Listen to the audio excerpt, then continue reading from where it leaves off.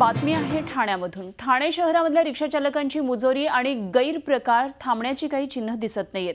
Thane railway स्थानक परिसरामध्ये पुन्हा एकदा रिक्षा चालकाकडून विनयभंगाची घटना घडली आहे। या प्रकरणामधल्या आरोपी रिक्षा चालकाला पोलिसांनी अटक केली आहे। यापूर्वीही एका रिक्षा चालकाने ठाण्यामध्ये तरुणीचा विनयभंग करत तिच्यावर अतिप्रसंग करण्याचा प्रयत्न केला होता। ही तरुणी स्टेशन परिसरातून कामावरून घरी निघालेली होती। रस्ता ओलांडताना क्षुल्लक कारणावरून तिचा रिक्षा चालक सिकंदर शेख बरोबर वाद झाला। रिक्षा चालकाने या तरुणीशी बोलताना अपशब्द वापरले आणि तिला धक्काबुक्की करून तिचा विनयभंग केला। तरुणीने तात्काळ बीट मार्शलकडे याबाबत तक्रार केल्यावर सिकंदर शेखला ताब्यात घेतलं। या प्रकरणी रात्री उशिरापर्यंत जबाब नोंदणीचं काम सुरू होतं। ठाण्यामध्ये काही दिवसांपूर्वी रिक्षा चालकाने एका महिला प्रवाशाला रिक्षामधून ढकलून देण्याचा प्रकार समोर आला होता।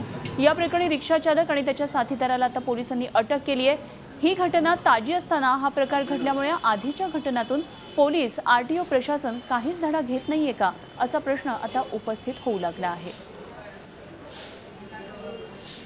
तर रिक्षा चालकांना सुरक्षेच्या दृष्टीने कुठल्या अटी घालण्यात आलेल्या आहेत पाहूया आपण।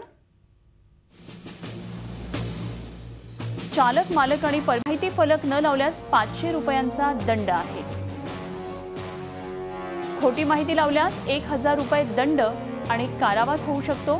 शिक्षेची तरतूद आहे। माहिती लावली आहे का याची तपासणी कधी झाली आहे का? माहिती लावण्यासाठी आता या रिक्षा चालकांना रविवारपर्यंतची मुदत आहे। झी 24 तास रहा एक पाऊल पुढे।